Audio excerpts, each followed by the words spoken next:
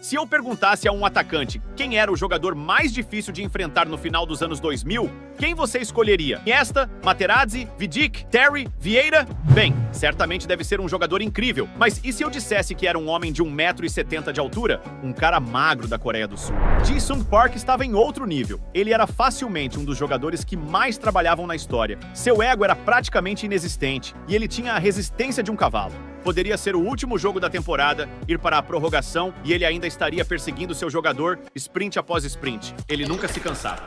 Qualquer pessoa que o observasse tinha a sensação de que ele simplesmente não poderia ser humano. Os torcedores brincavam que ele tinha 3 pulmões. Pirlo disse que ele se movia na velocidade de um elétron e o chamou de o primeiro jogador de futebol movido à energia nuclear. Sir Alex chegou a afirmar que, de todos os jogadores que treinou, Park foi o único que ele acreditava ser realmente capaz de parar Lionel Messi. E você sabe, se você é capaz de parar um alienígena como Messi, você tem que ser tão sobre-humano como ele. Como Ji-sung Park quase desistiu do futebol para se tornar contador.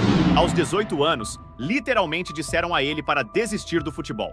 Na Coreia, há um draft como na NBA, e nenhum clube o escolheu em todo o país, mesmo que ele tenha liderado repetidamente sua equipe do ensino médio para sucesso após sucesso. Todos o viam como uma piada, apenas por causa do tamanho, e ele acabou ingressando na universidade para se formar em economia. Estávamos tão perto de conhecê-lo como Ji-sung Park, o contador. Mas então, Park decidiu resolver o problema com as próprias mãos. E o que aconteceu a seguir foi direto de um filme de fantasia. Veja, o pai dele era açougueiro, e os dois começaram a inventar maneiras de forçar o corpo de Park a crescer cada vez mais alto. Tudo começou com uma dieta só de carne, mas depois, bem, deixe-me citar o próprio Park. Algumas das coisas que meu pai me dava tinham um gosto horrível. Algumas delas tinham um cheiro mortal, intragável. Às vezes eu não sabia o que era, mas sei que comia sapos, chifres e até sangue de veados. Se ele dissesse que era bom para o meu corpo, eu comeria. Às vezes eu vomitava, mas continuei comendo. Minha vontade de jogar futebol era maior que meu desgosto pela comida. Não vou nem mentir para você. A primeira vez que li isso, pensei que fosse uma notícia falsa, mas então encontrei entrevistas reais dele, falando sobre isso em sites coreanos e bem, eu nem sei o que dizer, mas supostamente Park afirma que cresceu 7 centímetros a mais nesse período. E isso não é brincadeira. Independentemente disso, qual era o sentido de tudo isso, se nenhum clube o escolheu no draft? A miraculosa ascensão de Ji-sung Park. Bem, Park teve muita sorte. Os Jogos Olímpicos estavam chegando e com o Sub-23 precisando de algum treino, um amistoso foi marcado entre eles e o time universitário de Park. Em uma das reviravoltas mais inacreditáveis que já vi, o técnico da seleção nacional ficou tão impressionado que não só o convocou para as Olimpíadas, mas depois de serem eliminados, apesar de terem vencido 2 dos 3 jogos da fase de grupos, ele o convocou para as eliminatórias da Copa da Ásia. Park estreou pela seleção nacional antes mesmo de assinar seu primeiro contrato profissional. Como você pode imaginar, depois disso, ele não teve problemas em encontrar uma equipe. Ele até despertou interesse do outro lado do mar, tornando-se um dos primeiros coreanos a jogar no Japão, juntando-se ao lendário Kazumi Ura no Kyoto Sanga. Mas, na verdade, nem tudo foram boas notícias.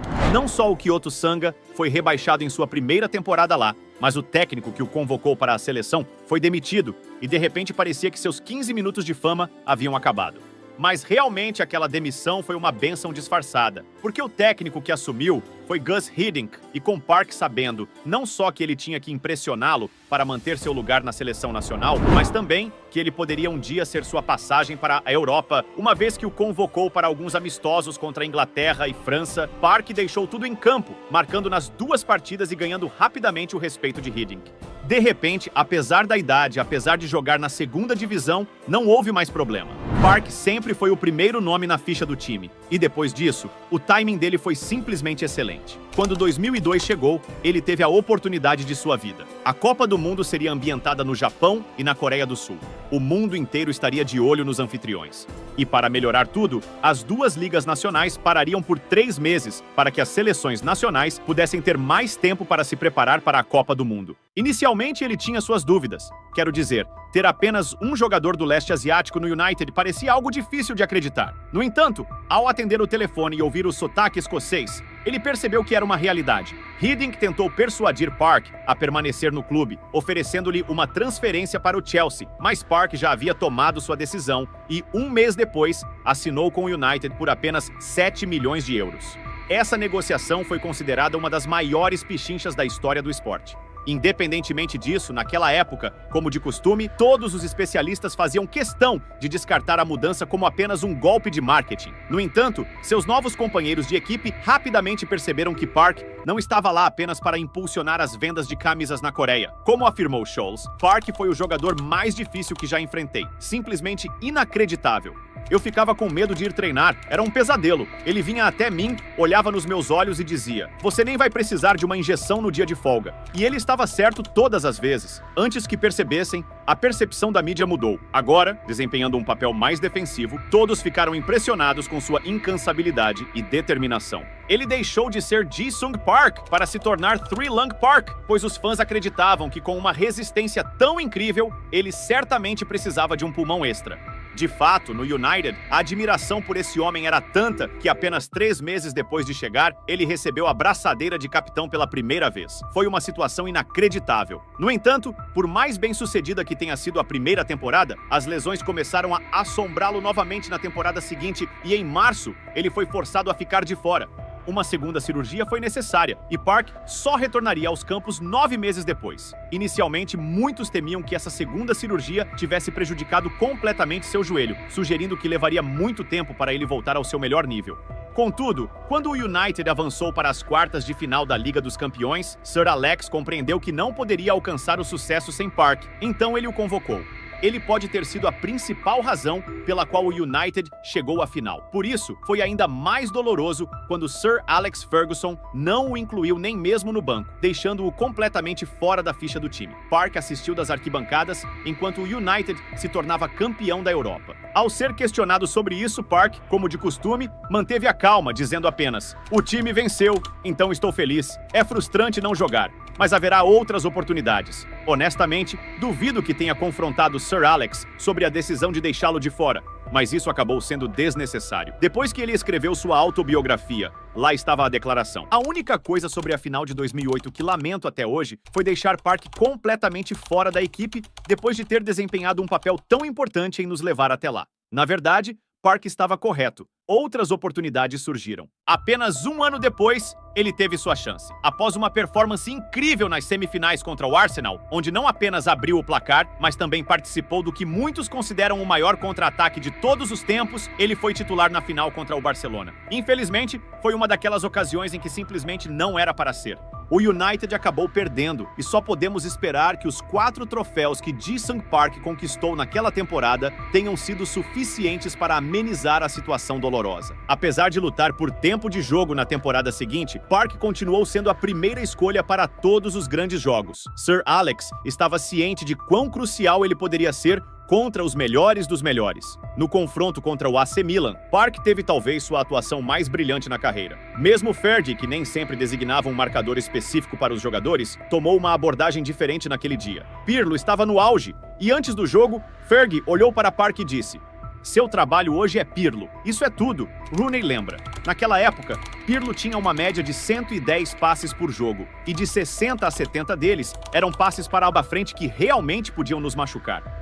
Então Fergie disse a ele: "Você não pode permitir isso. Não pode estar 1 metro ou 1 segundo atrasado." Mesmo Rooney subestimou o quão incrível Park foi naquela noite. Pirlo não chegou nem perto dos 40 passes. Park não apenas o forçou a fazer apenas 21, mas também marcou um dos gols. Pirlo ficou tão impressionado com Park naquele dia que, mesmo anos depois, mencionou em sua autobiografia: "Eles soltaram Park para me seguir, o programaram para me parar." Sua dedicação à tarefa foi quase comovente. Mesmo sendo um jogador famoso, ele não teve problemas em aceitar ser usado como guarda-costas. Conforme Ferdinand expressou: "Tenho certeza de que Pirlo esperava acordar no dia seguinte e ver Park na cama dele ao lado dele." Apesar disso, mesmo com Park tendo apenas 29 anos naquela época, o fim se aproximava. Na temporada seguinte, as lesões o atingiram pela 3ª vez. Park lutou durante todo o ano, esforçando-se ao máximo para ter uma última chance na Liga dos Campeões. Por que Ji-Sung Park se aposentou tão cedo? Na final da Liga, suas 2 assistências na fase de grupos foram cruciais para avançar. Após perder as oitavas de final devido a uma lesão, ele marcou contra o Chelsea, garantindo a passagem do United para as semifinais, onde derrotaram o Schalke de Ralf Rangnick. Park estava na final mais uma vez. No entanto, infelizmente, o Barcelona estava novamente na disputa, pronto para conquistar qualquer troféu ao alcance. Anos depois, Ao ser questionado sobre a final, Sir Alex admitiu: Ji-sung Park. Foi aí que perdi aquela final em Wembley. No intervalo, eu deveria ter colocado Park, marcando o Messi. Isso foi um erro. Tínhamos acabado de empatar no intervalo, estávamos jogando bem. Fiquei muito confiante. Mas se eu tivesse colocado Park no Messi, acho que teríamos vencido. Mas infelizmente para ambos, dessa vez seria realmente a última oportunidade. Na temporada seguinte, Park enfrentou novamente lutas contra lesões. O United ficou sem troféus, perdendo o título da Liga para o City de forma icônica na última partida da temporada. Na temporada seguinte, ele se juntou ao QPR e foi nomeado capitão imediatamente. Ainda assim, nada disso impediu que tivessem uma temporada horrível, com apenas 4 vitórias, levando-os a emprestar Park ao PSV após seu rebaixamento, onde, um ano depois, aos 33 anos, ele anunciou sua aposentadoria, citando dor constante de suas lesões no joelho como a razão.